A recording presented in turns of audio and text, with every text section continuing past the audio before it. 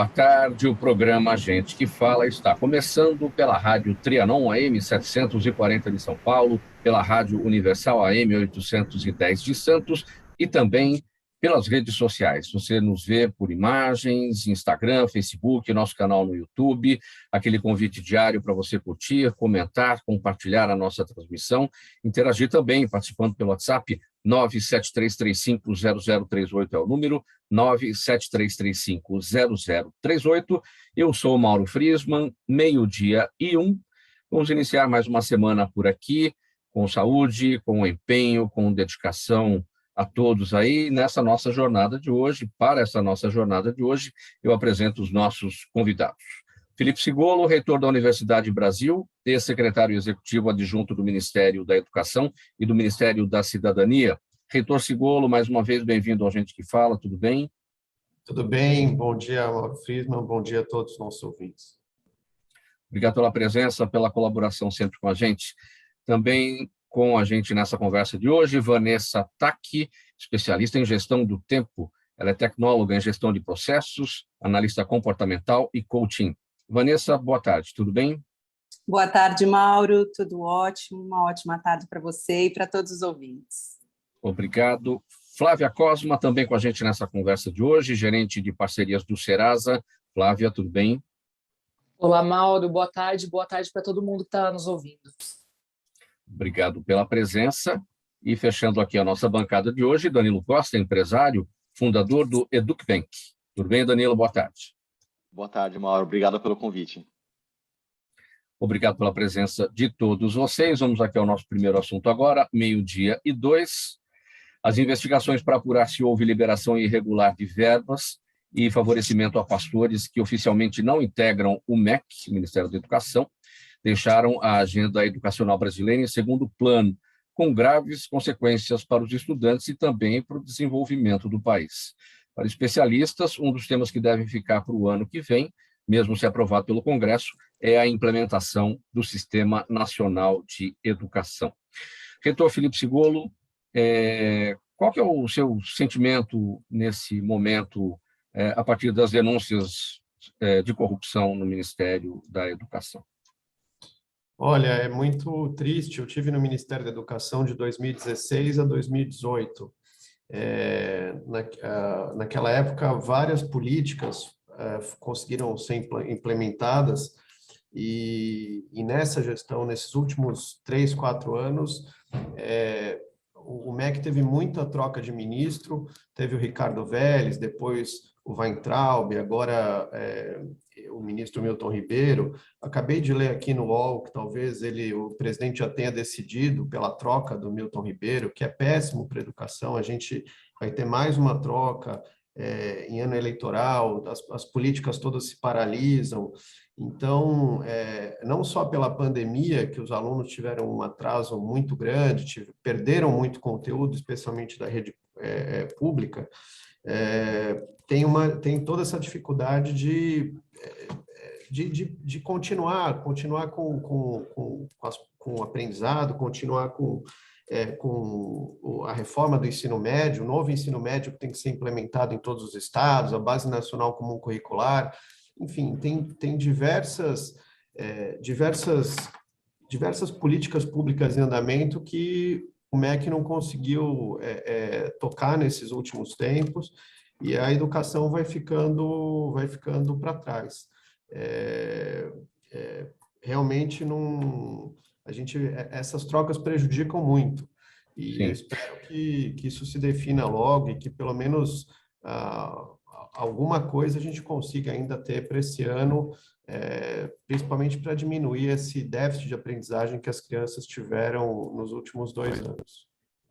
Pois é, essa informação que o senhor deu agora, a gente também acompanhou agora pela manhã, apenas o UOL está dando essa informação, e que vem do site antagonista, de que o ministro da Educação será substituído a partir do dia 1º de abril por Garigan Amarante. Hoje ele é diretor de ações educacionais do Fundo Nacional de Desenvolvimento da Educação. O senhor conhece Garigan Amarante, embora a gente não tenha a confirmação de que isso vai ocorrer, né? Isso depende de checagem aí. Ainda não tem confirmação, mas eu conheço esse diretor da FNDE, o Garrigan, é um bom técnico. Enfim, o Milton Ribeiro também, de uma certa forma, eu acho que ele se esforçou bastante. Eu tinha, ele tem uma boa equipe. As coisas começavam a tomar um rumo, começavam a ter um encaminhamento, mas todas essas denúncias, tudo isso que precisa ser apurado, vindo à tona, realmente prejudica muito as condições dele continuar no cargo. Eu espero que, enfim, espero que tenha uma definição logo e que, mesmo em ano eleitoral, o MEC consiga aí, continuar nessas políticas. A gente precisa, enfim, o MEC precisa dar o rumo para Sim. os estados. A educação é um regime de colaboração. Então, se o MEC não lidera o processo, realmente todo mundo fica com muita dificuldade. E o MEC lideraria melhor esse processo a partir da implementação do Sistema Nacional de Educação, que é uma discussão que está em Brasília, não é, reitor Cigolo? E que pode não acontecer para esse ano, depende da aprovação, é um projeto de lei complementar, né, que está lá. Qual que é a diferença entre o Sistema Nacional de Educação e o sistema educacional propriamente dito? Nós temos um sistema educacional. Do que difere o Sistema Nacional de Educação? Essa nova legislação está consolidando o que já vem sendo praticado. Dá para fazer uma comparação direta com o SUS, o Sistema Único de Saúde, também com o SUS, o Sistema Único de Assistência Social. Como o Brasil tem uma federação, a educação é esse regime de colaboração com os estados, então tem um sistema que consiga, acho que desde a LDB de 1996, que já tem esse desejo de ter o sistema único regulamentado, ter esse conjunto bem definido.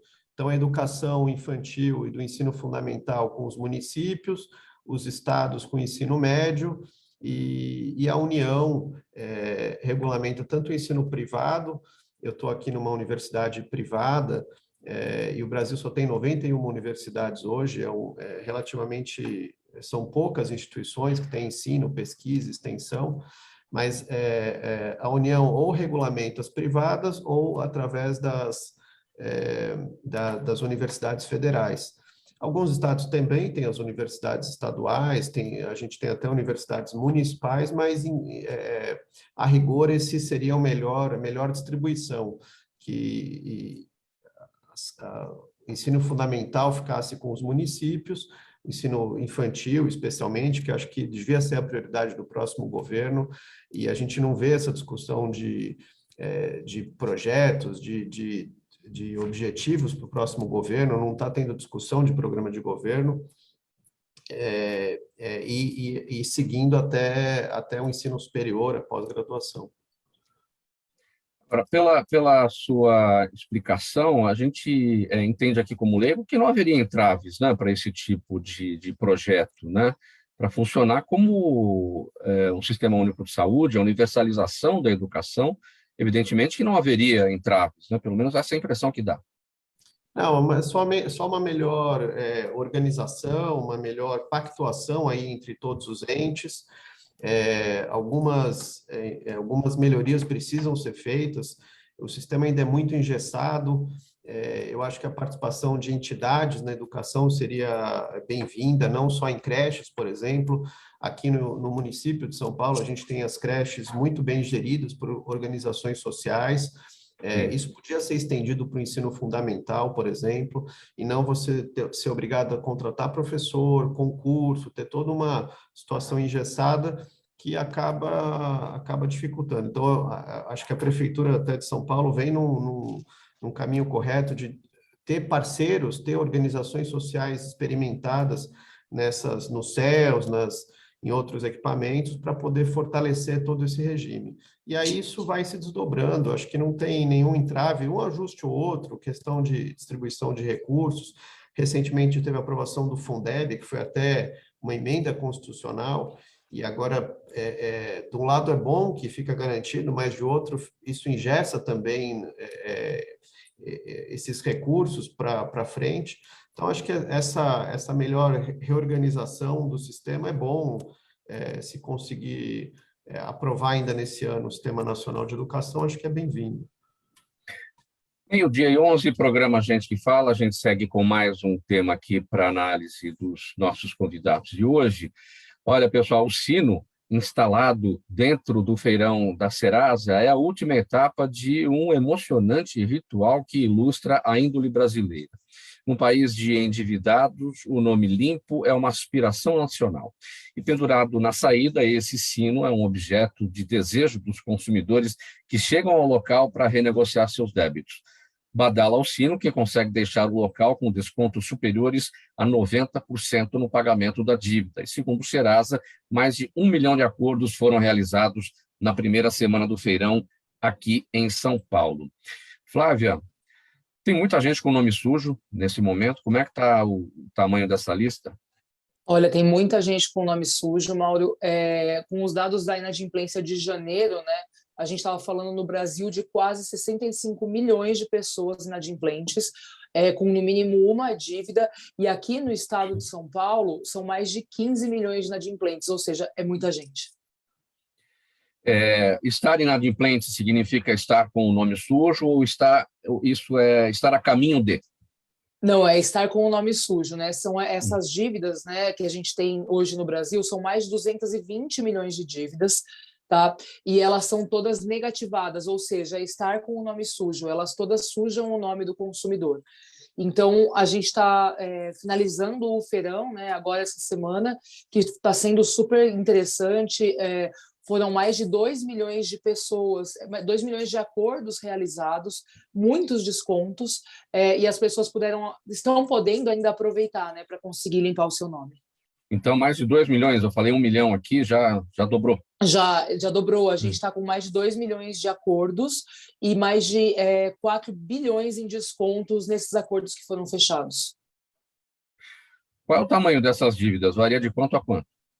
Olha, cada dívida ela tem mais ou menos R$ 1.000 mais ou menos de dívida, mas no geral cada pessoa tem 4 dívidas no seu nome. Então as dívidas médias do brasileiro elas estão aí em R$ 4.000. Esse cenário piorou com a pandemia. Esse cenário piorou muito com a pandemia.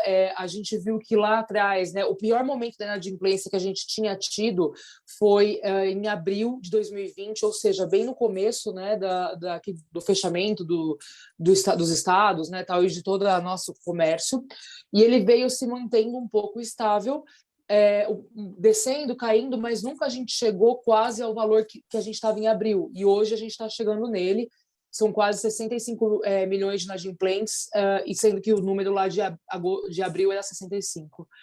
E o que aconteceu também, né, que está piorando bastante, o desemprego, apesar dele ter melhorado um pouquinho nos últimos meses, ele ainda continua muito alto, né? E isso afeta a renda da família. E aumentando a renda da família, as famílias elas têm que optar com que conta elas vão pagar. Então, eu não vou pagar a internet, ou eu pago só o supermercado, que é a coisa mais importante que eu tenho. Então, a gente tem visto que a pandemia realmente ela piorou bastante esse cenário. Esses feirões para a limpeza do nome, eles são tradicionais, de tempos em tempos eles acontecem, né? O que esse traz de diferente em relação a tudo que já foi feito? Quando eu digo aqui descontos superiores a 90% no pagamento da dívida, é um desconto de 90% sobre a multa, sobre os juros, não é isso? Sim, isso mesmo. Qual que é a diferença desse feirão, né? A gente daqui da Serasa, a gente percebeu que o brasileiro ele precisava de algo nesse começo de ano. Os feirões, tradicionalmente, eles ocorrem apenas em novembro. A gente criou essa versão emergencial porque a gente viu esse número de inadimplentes aumentando muito, e aí a gente olhou e falou, poxa, a gente tem que fazer alguma coisa para ajudar o brasileiro a ter o nome limpo, porque algo que você falou, Mauro, é muito relevante. O brasileiro não gosta de ter o nome sujo, ele quer, né, ter o nome limpo. E acaba que, por exemplo, se ele precisar de um empréstimo para pagar as dívidas, um cartão, alguma outra coisa, com o nome sujo, ele não consegue. Então, a gente fez esse feirão de forma emergencial para ajudar essas pessoas, né? Pensando em vamos limpar o nome dessas pessoas que hoje estão um patamar super alto. E o que a gente tem de diferencial? Hoje a gente chega até 99% de desconto, então, exatamente aí o que você falou, né, das dívidas que tem aí, são longas, né, e que elas têm juros, mora, várias outras coisas que entram no valor total da dívida. Outra coisa que é muito bacana é que essas dívidas elas podem ser parceladas. E se a pessoa ela paga a primeira parcela, o nome dela já está limpo. Então, ela consegue reconquistar esse momento para ela, né, desse viés financeiro. E esse número de acordos, 2 milhões, era um número esperado? É um número baixo? Não, é um número super esperado, né? A gente ainda tem aí 3 dias, 4 dias para finalizar o feirão, né? Então a gente espera que mais pessoas venham renegociar as dívidas, mas é um número bem bacana. É o que a gente estava esperando razoavelmente isso mesmo. Caminho das Pedras, Flávia, como é que faz? Eu vi que tem a possibilidade de fazer online também? Ou é só presencialmente? Não, hoje a gente não está mais presencial, tá? Então a gente não tem mais a tenda lá no feirão, onde as pessoas estavam tocando o sino, tudo que foi super interessante. Semana passada a gente também teve um drive-thru de dívidas para os motoqueiros. Então o motoqueiro podia entrar de motocicleta, né, ou de bicicleta e renegociar a dívida. Mas hoje, como que a gente está indicando para as pessoas renegociarem? Tem alguns canais. O primeiro é o nosso site, que é o feirãolimpanome.com.br, ou baixar o app da Serasa, que está em qualquer loja aí do seu celular, e renegociar. Eu sei que tem muitas pessoas que têm aquela sensação de que se for lá na hora, vai conseguir renegociar, ter descontos maiores, mas isso não acontece. O desconto que está no celular e que está no site é o mesmo que você teria na negociação na hora. E tem também uma possibilidade que são para que outras pessoas que não têm tanta familiaridade com esse mundo online, elas podem ir até as agências dos Correios. Qualquer agência do Correio consegue imprimir as dívidas e as opções de parcelamento. Então, para todo mundo que pensa, poxa, não sei mexer no site, né, não sei mexer também aí no aplicativo, tem essa possibilidade. Existe também o nosso 0800 e o WhatsApp, que são possibilidades também para a pessoa renegociar. E que tipo de dívida é mais comum aí nesse grupo todo? Por exemplo, uma compra de um carro que ficou para trás, a pessoa não pagou, um eletrodoméstico, um móvel, enfim, o que geralmente prevalece? Olha, a maioria das dívidas que a gente tem cadastradas aqui na Serasa hoje são dívidas de bancos ou de cartão de crédito. Então, podem ser empréstimos, financiamentos, e o cartão é realmente um dos maiores vilões que a gente tem hoje na vida do brasileiro. Assim, ele pode ser um mega aliado, né, mas hoje ele está sendo um vilão para esses brasileiros como um todo. Em segundo lugar, a gente tem também muitas utilities, né? O que são utilities? Água, luz, gás. Então, muita gente hoje é negativada devido a essas contas. Isso é bastante preocupante, porque são contas básicas, né? A pessoa precisa de água, ela precisa de luz para manter a casa dela. E hoje a gente tem um número muito grande de dívidas nesse aspecto. E também, na sequência, são dívidas no varejo. E aí a gente olha, né? Carnês de empresas, roupas, né? Outras coisas que as pessoas também fazem bastante e acabam devendo. Deixa eu estender essa conversa aqui para o Danilo. Danilo Costa, esse último ponto aqui apresentado pela Flávia tem a ver com educação financeira, muitas vezes, né? Com certeza, Mauro. Ou falta de educação financeira. O que a Flávia está dizendo é super importante, e num momento como esse de desemprego, de inflação, para não falar de inflação em alta, e toda a constrição orçamentária que a família brasileira está enfrentando, as mensalidades escolares subiram horrores nos últimos 2 anos, e não pode ser diferente, porque a inflação foi alta, o preço do salário dos professores aumentou, e tudo mais aumentou. A escola particular, para não quebrar, precisou repassar isso para o consumidor, de modo que a inadimplência escolar também aumentou substancialmente. E não existia no Brasil nenhuma instituição dedicada exclusivamente à escola particular, garantindo a elas inadimplência zero, dando para elas esse colchão para que ela tivesse a tranquilidade que o valor das mensalidades fosse ser integralmente recebido, muito embora algumas famílias possam não ter pagado. Então, esse colchão, esse apoio financeiro para a escola particular, no momento onde o consumidor está com a língua de fora e a escola está com caixa no vermelho, acabou caindo como uma luva, foi o que fez o Educbank ter o sucesso estrondoso que teve, ao mesmo tempo em que também ajuda a família a não precisar ser negativada, não precisar ser processada, executada, no momento onde, como a Flávia muito bem falou, só quem já teve que procurar emprego com o nome negativado, né, com o nome protestado, sabe, poxa, a dor que não é. Então, um papel aqui, um equipamento social, que eu acho que o Serasa e o Educbank estão cumprindo num momento como esse, que eu acho que é louvável, Mauro. Vanessa, qual é a relação que a gente pode fazer entre inadimplência e tempo? A gente daqui a pouco vai falar sobre gestão de tempo, como é que as pessoas devem se organizar para, no dia a dia, né, não perder tempo, fazer as coisas de forma organizada, mas atraso nas contas também é perder tempo, né? Também é perder tempo, Mauro. Quando a gente fala em gestão do tempo, é muito comum que as pessoas foquem o gerenciamento do tempo somente no âmbito profissional. Mas o gerenciamento de tempo, ele abrange muito todas as áreas, né? Então, a hora que a gente percebe as finanças caindo, de repente, o surgimento da inadimplência, a gente consegue antecipadamente prever o que vai acontecer e prever um aumento de dose de tempo, vamos dizer assim, para eventualmente uma renda extra, realocar o tempo, tirando, por exemplo, de algo que está me fazendo consumir dinheiro, eu tiro o tempo que eu invisto aqui para poupar esse dinheiro e utilizar numa outra conta. Então, a hora que eu consigo enxergar esse cenário, eu consigo adequar o meu tempo para utilizá-lo ou para aumentar a minha renda ou para, eventualmente, reduzir algum tipo de gasto. Então, o tempo está completamente ligado, inclusive, na inadimplência. Reitor Felipe Sigolo, em que momento da vida das pessoas a educação financeira deve ser colocada na mesa e vamos aprender a respeito? Olha, desde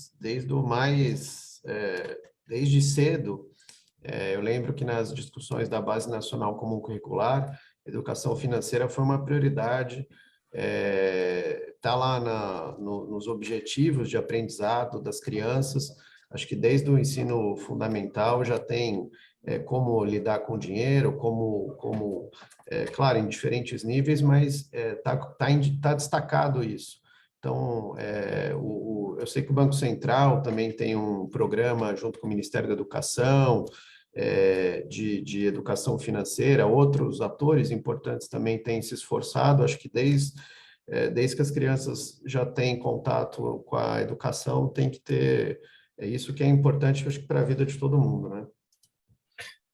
Flávia, para a gente encerrar esse tópico, claro que ninguém suja o nome porque quer, as coisas acontecem, a gente está num momento terrível de perda de trabalho, de renda, e isso tudo pega as pessoas de forma desprevenida, e aí acaba acontecendo isso tudo. Bom, o caminho das pedras, você já disse, para esse trabalho de procurar o Serasa para limpar o nome. E quais são as implicações de manter o nome sujo? O que isso atrapalha a vida da pessoa? Então, atrapalha bastante, Mauro, quando ela for buscar algum tipo de financiamento, né? Ou, por exemplo, ela quer comprar uma casa, ela quer comprar um carro, ela quer pedir um cartão, esse registro de negativação, ou seja, né, do nome sujo, fica guardado na pontuação, no score de crédito daquela pessoa.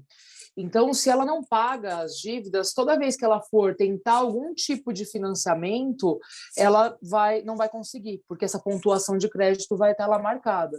Então, a ideia de limpar o nome é trazer essa pessoa de volta para a vida financeira dela, ou seja, para que ela possa poder viver plenamente, né? Porque poucas pessoas têm o dinheiro para comprar uma casa, por exemplo, à vista, né? Então, a pessoa ela tem que fazer um financiamento. Se ela pensar em comprar uma casa no futuro e ela não tem uma pontuação de crédito boa, ela não vai conseguir. Então, eu acho que é isso, que tem que ficar muito na cabeça do brasileiro. Agora, esse trabalho que o Serasa está fazendo agora vai até o dia 31 de março. Não seria o caso de se manter isso de forma permanente? A pessoa A partir do momento que ela perceber que tem condições, ela vai lá e resolve limpo, não é?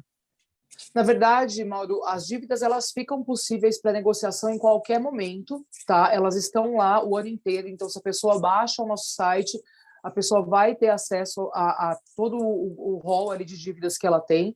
O ponto é que esses descontos, né, que a gente tem hoje, a gente conseguiu manter com os nossos parceiros até dia 31 de março.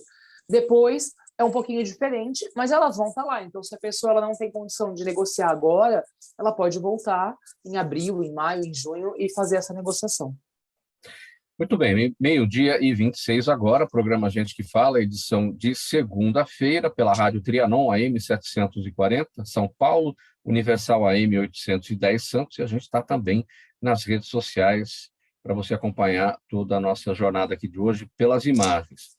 Criada com o compromisso de ampliar o acesso à educação básica de qualidade, o EducBank é uma plataforma dedicada às escolas brasileiras, para as quais disponibiliza uma série de soluções financeiras e garante o recebimento integral das mensalidades, além de linhas de capital e outros benefícios.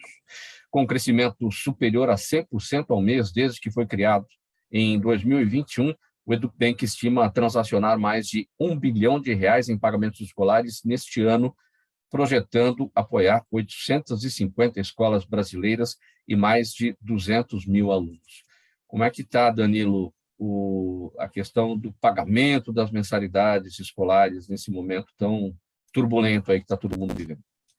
Nossa, Mauro, é uma responsabilidade enorme do nosso lado garantir para todas as escolas apoiadas essa tranquilidade delas direcionarem a energia delas para o educacional e para os projetos estratégicos da escola, ao invés de dedicar o que a gente estima que seja da ordem de 50% do tempo do gestor educacional no Brasil, que acaba sendo dragado para gestão da inadimplência, gestão da cobrança, negociações, capital de giro.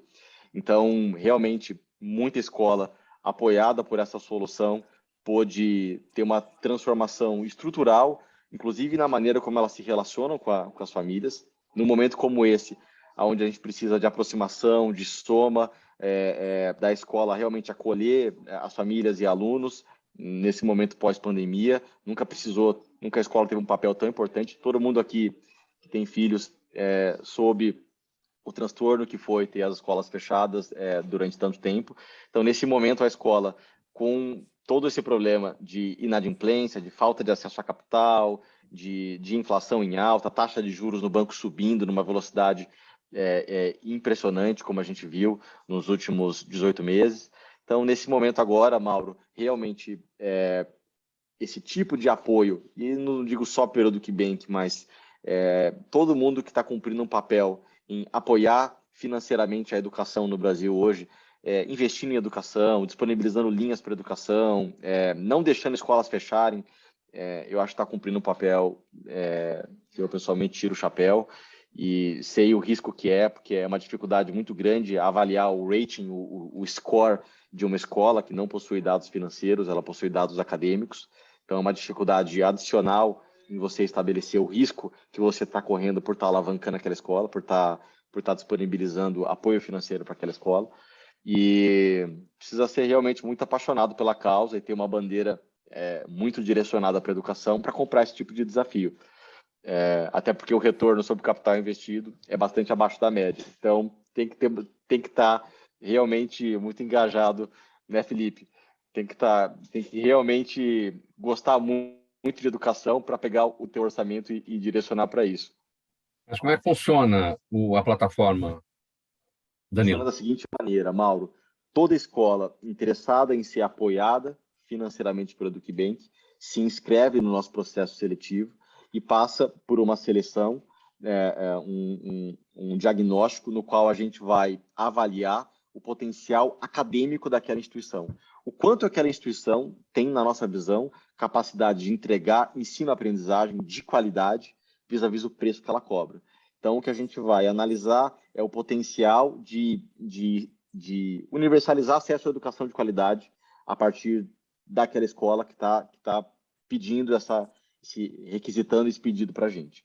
Se essa escola for aprovada no processo seletivo do EducBank, a gente homologa ela e passa a apoiar ela de diversas maneiras. A principal é garantir inadimplência zero para ela, mesmo que as famílias não paguem as mensalidades, a escola continua recebendo integralmente o valor de 100% das mensalidades no início de cada mês, e isso não é uma dívida. Se a escola não paga o EducBank de volta, a gente não tem como, se a gente não recebe isso de volta, a gente não tem como executar ou onerar a escola. Então, a gente está acreditando que aquelas famílias vão se rematricular e vão ter uma relação de longo prazo com a escola. Por isso, a gente tem que apoiar escolas nas quais a gente acredita que elas possuam um comprovado histórico de qualidade acadêmica, que é o que faz a família inadimplente, em algum momento, quitar esse valor em aberto. E quando a família quita esse valor em aberto, o EducBank recupera todo esse risco que a gente correu por estar garantindo inadimplência zero para aquela escola. Então, é uma solução de apoio financeiro. Infelizmente, não dá para atender todas as escolas do Brasil. Temos uma fila de espera muito grande hoje e a gente está priorizando atender aquelas escolas que a gente acredita que entregam a maior qualidade pelo menor preço possível, visando ampliar o acesso à educação de qualidade no Brasil, Mauro. Uma eventual inadimplência, o EducBank garante o recebimento por parte da escola, mas como é que fica a família inadimplente ali? O que ela tem de possibilidades a partir do EducBank para, claro, ninguém quer ficar inadimplente, quer saldar suas dívidas, né? Perfeito, Mauro. A família ela continua inadimplente para todos os fins de direito, mas a escola pode tirar a pressão da cobrança, pode cobrar menos e melhor aquela família. Então, ela pode ajustar uma política comercial mais amigável, mais favorável à família, pelo fato da escola não precisar mais desesperadamente daquele capital. Não é nenhuma bala de prata, nenhuma solução milagrosa. Em educação, isso não existe, mas é uma solução que garante para a escola toda a tranquilidade, para ela não precisar direcionar todo esse tempo que antes ia para cobrança, para negativação, para execução, e agora ela vai poder direcionar isso para o pedagógico, e a família tem até o final do ano, até a rematrícula para quitar. Então, essa é uma anistia, digamos assim, um cessar-fogo que acontece ao longo do ano letivo pelo bem de todos. Flávia, a inadimplência escolar preocupa o Serasa, muita gente negativada por esse tipo de dívida. Você falou agora há pouco sobre as principais dívidas, né? Mas essa questão escolar aí também aparece? Sim, ela é um pouco menor, né? Porque quando a gente olha o universo Brasil, né, tem muito mais dívida em outros aspectos, mas ela foi uma inadimplência que também aumentou, obviamente, aí nesse período de pandemia, né? Porque as pessoas tiveram você tem que tirar o filho, né? Muitas pessoas perderam o emprego, então ela, óbvio, também nos preocupa. Sim. Reitor Sigolo, seu olhar sobre esse tema, a inadimplência escolar. Aqui a gente tem uma inadimplência em torno de 20%, 25%, 30%. O regime é semestral, então, ao fim do semestre, eles buscam para renegociar as dívidas, e tem mensalidades. Com medicina, por exemplo, a gente tem mais de 1.800 alunos de medicina, as mensalidades são bem mais altas, e aí realmente os alunos ficam com muita dificuldade. Eu participei do novo FIES, essa proposta agora da medida provisória da renegociação do FIES, o abatimento de parte das dívidas. Acho que o governo está fazendo o que a sociedade já fazia, o Serasa, de poder renegociar. Até 2018 não era permitido renegociar a dívida do FIES. São quase 3 milhões de estudantes com financiamento que não podiam negociar um juro, negociar um abatimento, não tinha nenhum tipo. Na época que eu estava no Ministério, a gente conseguiu aprovar isso, e esse ano teve essa medida provisória abatendo boa parte, aí 86% da dívida, chegando até 92% para quem está no CAD único. Acho que é uma medida que ajuda, mas outras formas de financiamento para a educação precisam ter essa iniciativa, essa ação do EduBank, do Danilo, ajuda muito as escolas, é extremamente importante, mas o país ainda precisa avançar mais. Eu defendo, por exemplo, que tem um ProUni da educação básica, no ensino fundamental, no ensino médio, que a gente tem um ProUni com todas as entidades filantrópicas, todo mundo que tem uma seleção unificada, e a gente possa ter as vagas como funciona já no superior. Então, isso ajudaria muito a educação básica, o sistema todo, a distribuir melhor, e que também as pessoas tivessem acesso às escolas privadas, de uma forma também que não só pagando diretamente a mensalidade. Faltando 25 minutos para 1 da tarde, fala, Concordo Danilo. com o Felipe, concordo com o Felipe, Mauro.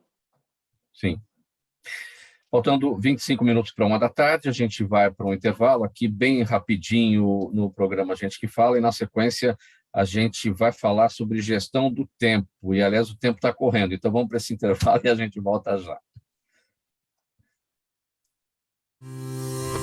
Toda ação estratégica de sucesso tem um componente fundamental: um instituto de pesquisas ético, rápido e preciso. Afinal, é ele que vai fornecer informação confiável, sem achismos ou palpites. E isso, numa época de mudanças rápidas e repentinas, é fator crítico de sucesso. A Orbis é um instituto de pesquisas que une precisão e confiabilidade estatística com a mais alta tecnologia em pesquisas do mercado. Tem inteligência artificial, robótica e Big Data, entre outros recursos, para que você tenha uma informação correta, confiável, com o menor custo e no menor tempo possível. Na sua próxima ação, seja ela corporativa ou política, comece pela Orbis, porque com a informação correta, você vai mais longe, mais rápido e com mais segurança. Faltando 24 minutos para 1 da tarde, estamos de volta pela Rádio Trianon, AM 740 de São Paulo, Rádio Universal, AM 810 de Santos, e também pelas redes sociais. Este é o programa Gente que Fala, edição de segunda-feira. Olha, Vanessa Tack, é preciso valorizar o tempo.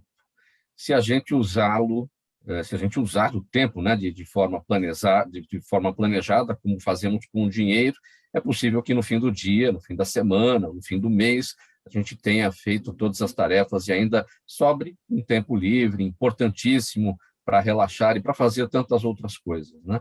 Se já fizermos as tarefas aleatoriamente, veremos que com o mesmo número de horas faltará tempo para cumprir todos os itens da agenda. E segundo especialistas, essa gestão do tempo não é difícil de entender, mas sim de praticar.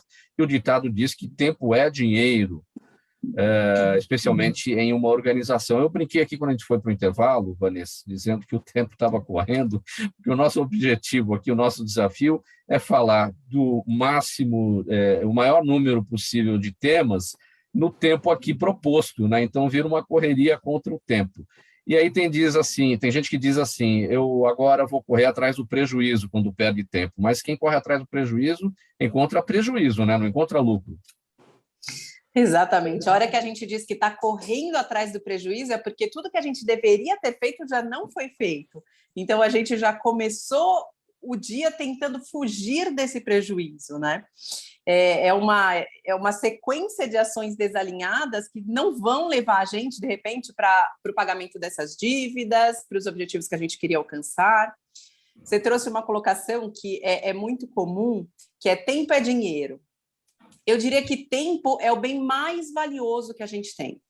E aí, dependendo de onde a gente aplicar esse tempo, a gente consegue puxar isso de mais valioso, né? Se eu falo no tempo no relacionamento, tempo é amor. Se eu falo na família, tempo é união. Se eu falo na saúde, tempo é bem-estar. E se a gente traz para o nosso cenário de organização, sim, tempo é dinheiro. Se a gente pensar por esse prisma, Mauro, a gente percebe que, imagina se a gente acordasse todos os dias com R$ 86.400 na nossa conta. A hora que a gente chega ao final do dia, alguns investiram isso, de repente, em ações, alguns compraram algumas matérias-primas a um preço mais barato para, de repente, ter um maior lucro no final da minha produção. Alguns planejaram a utilização desse dinheiro para que ele não se extinguisse no final do dia. Outros queimaram dinheiro com futilidade, com um monte de coisa, e amanhã vai olhar e falar assim, para que eu fiz isso se eu podia ter investido? Só que se a gente para pensar, 86.400 é o número de segundos que a gente tem por dia. Só que quando a gente olha para ele nesse prisma de tempo, parece que a gente valoriza menos do que se estivesse olhando pelo prisma dinheiro. Então, se eu gasto meu dinheiro com futilidade ao invés de investir, todo mundo reconhece isso como uma coisa que é absurdo. A maioria das pessoas. O que não acontece com o tempo. Então, a gente vê muitas pessoas desperdiçando, e a gente nos vê desperdiçando o nosso tempo, que poderia ser utilizado para alcançar alguma meta, algum objetivo muito mais importante, e a gente deixa isso passar, como se não fosse realmente tão importante. Eu costumo fazer... Desculpa interromper. Como é que a gente planeja? A gente tem que pôr no papel o que é prioridade, vai na frente, ou você identifica aquilo que vai levar mais tempo, aí é isso que vai na frente, não necessariamente aquilo que é prioridade? O mais importante, Mauro, é a gente ter clareza de onde eu quero chegar. Então, por exemplo, se eu tenho clareza de onde eu quero chegar em dezembro, seja na quitação das minhas dívidas, eu tenho um montante das dívidas, o meu objetivo em dezembro é ter quitado todas as dívidas, seja juntar dinheiro, seja um objetivo pessoal, familiar, um objetivo de carreira, eu consigo saber, bom, se em 12 meses eu preciso alcançar esse montante de dinheiro, por exemplo, eu consigo estabelecer mais ou menos o quanto eu preciso poupar ou gerar a cada mês. Sabendo que eu preciso gerar a cada mês, eu consigo programar melhor quanto eu deveria gerar a cada semana, e aí eu consigo programar as ações prioritárias dessa semana. Eu brinco que se a gente fizesse só uma coisa importante por dia para alcançar esse montante ou para alcançar uma meta, a gente alcançaria. O problema é que a gente acorda e vai vivendo a correria do dia a dia, apagando incêndio, fazendo um monte de coisa desalinhada com o lugar onde eu quero chegar, e esse desalinhamento faz com que eu faça tudo, faz com que eu me ocupe o dia inteiro, faz com que eu não me sobre tempo para nada, mas eu não fiz nada a favor desse lugar. E essa uma coisa importante que a gente tem que eleger é o que vai levar mais tempo ou é aquilo que é mais importante mesmo, aquilo que é prioridade? É o que é prioridade. Muitas vezes, o que vai levar mais tempo não tem nem relação com a minha meta, não tem nem relação com o lugar que eu quero chegar. Mas eu acabo me prendendo porque eu falo, não, vou deixar o dia inteiro para isso, e eu desligo do que realmente é importante. Às vezes, o importante, vamos supor que eu preciso, para conseguir gerenciar essa minha dívida, vamos supor que, conforme as dicas da Flávia, eu preciso entrar agora no site do Serasa, para ver qual que é o próximo passo. Isso eu vou demorar 2 minutos para fazer. E essa pode ser a minha atividade mais importante do dia de hoje. Então, não tem nada a ver com a atividade que leva mais tempo ou menos tempo. Tem a ver com o que é importante hoje, de repente, para eu saldar essas dívidas. Puxa, a Flávia acabou de me dar uma super dica que eu preciso entrar agora no site do Serasa. Essa vai ser a minha ação mais importante do dia. Essa é que eu tenho que fazer imediatamente. Porque se eu não fizer, eu perdi o dia de hoje. É aquele dia que ficou todo ocupado e cheio de coisas por fazer e não produziu nada. Nesse caso, produzir seria ter entrado no site, ter me inscrito e ter feito o que eu precisaria fazer nesse sentido.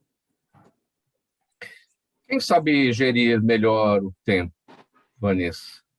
O empresário de uma determinada área, ele está mais ligado ali com a necessidade de cumprimento de prazos, um determinado tipo de profissional? Quem que gere melhor o tempo?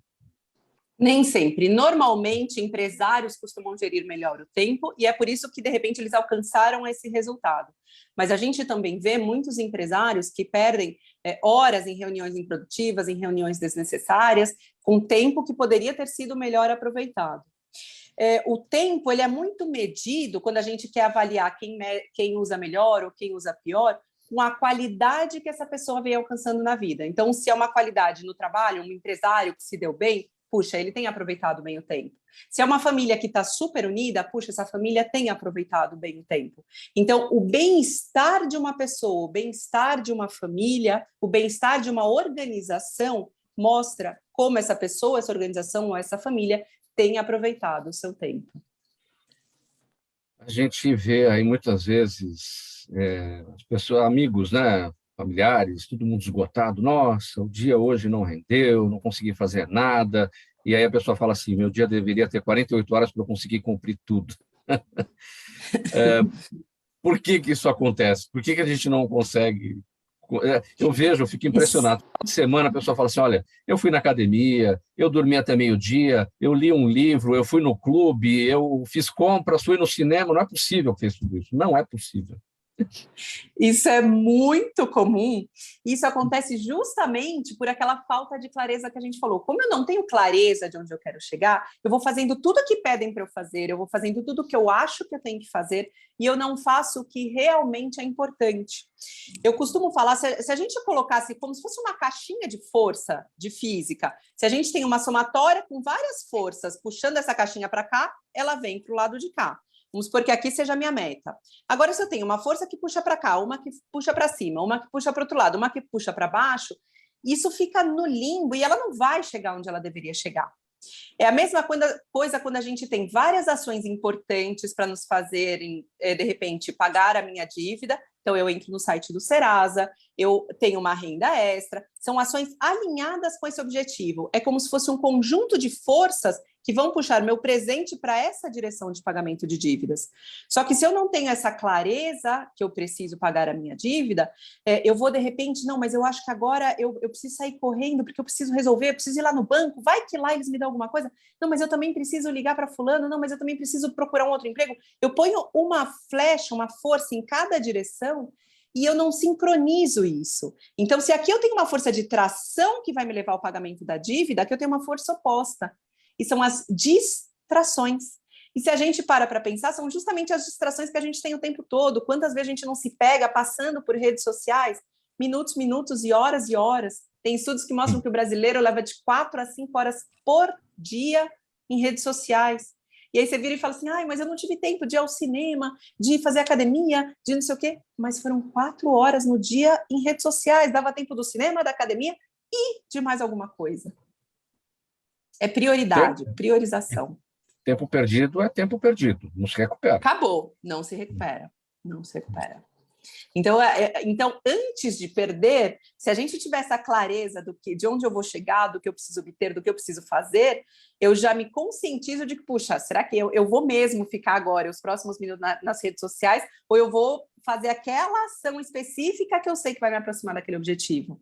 Então, a clareza me leva à autorresponsabilidade de olhar e me responsabilizar qual vai ser a minha ação no próximo minuto.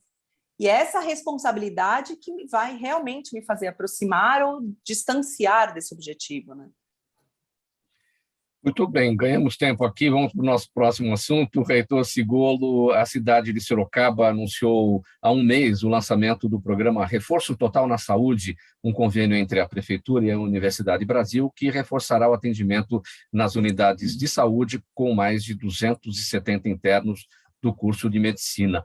A parceria promete ser benéfica para a Prefeitura, que não terá custos para a universidade, pela prática dos alunos na conclusão do curso e para a população, que ganha o reforço de tantos profissionais capacitados.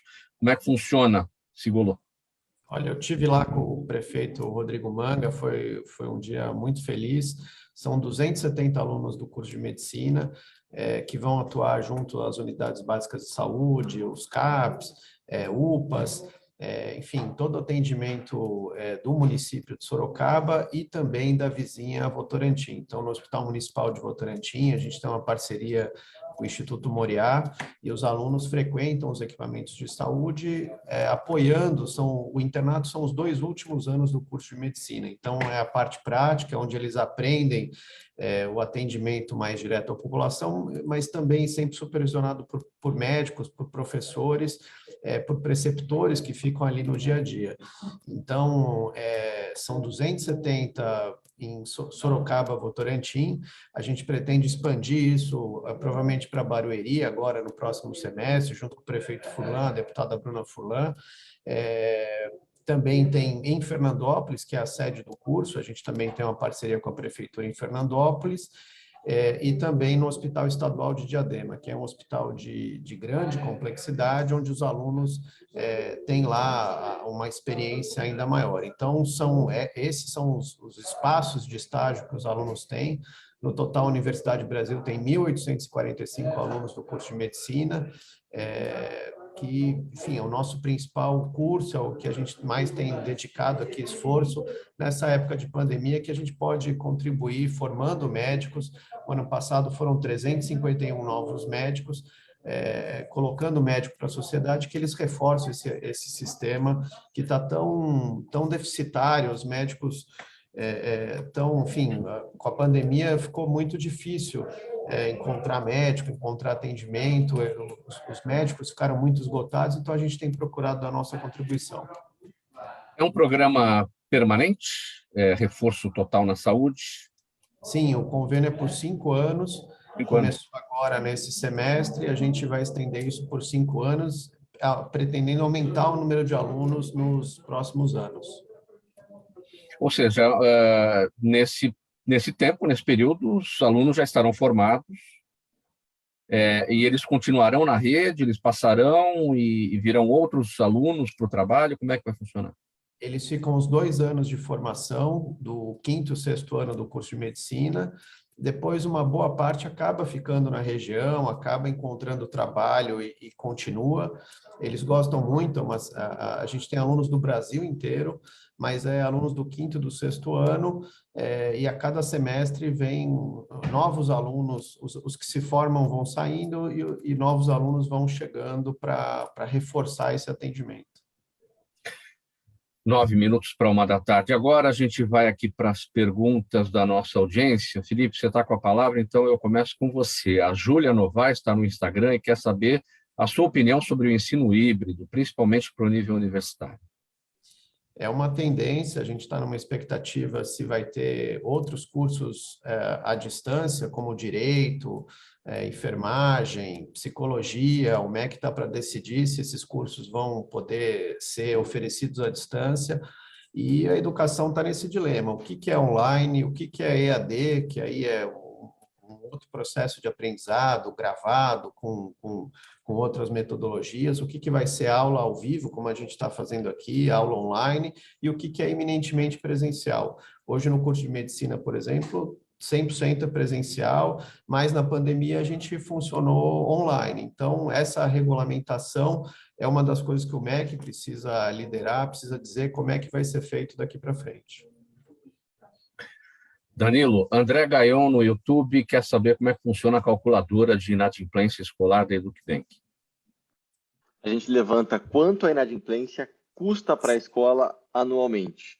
Portanto, se a gente acredita que a sua escola tem um custo total, incluindo a gestão da cobrança, o custo do capital de giro e o percentual de inadimplência em si, de fato, para a escola, representa um custo total de 10% ao ano para a sua escola, e a sua escola fatura R$1 milhão por ano, a calculadora vai interpretar que a sua escola possui um custo total de R$100 mil por ano com inadimplência, por exemplo. É uma calculadora para a escola entender os seus prejuízos. Exatamente. É um instrumento gratuito que a gente deixa à disposição, da mesma forma como tem a tabela FIPE para você entrar lá e descobrir quanto na ótica daquela calculadora FIPE é avaliado o seu carro. A gente tem uma calculadora que fica à disposição dos gestores escolares para poder ter mais um norte, uma bússola, mais uma referência de quanto a inadimplência custa anualmente para ele. Obviamente, existe uma margem de erro. Esses dados, nada como um bom diagnóstico que a gente faz após a escola estar inscrita no programa do EducBank, para a gente falar isso com certeza, mas é uma bússola, uma referência para saber, base no termômetro ali, se você está febril ou se não está, e o quanto a inadimplência representa de dor para a sua instituição. Ana Lúcia Carvalho está no nosso canal no YouTube. Flávia, ela pergunta como o Serasa tem lidado com as inúmeras fraudes que os criminosos tentam efetuar usando o nome do órgão para tomar dinheiro das vítimas.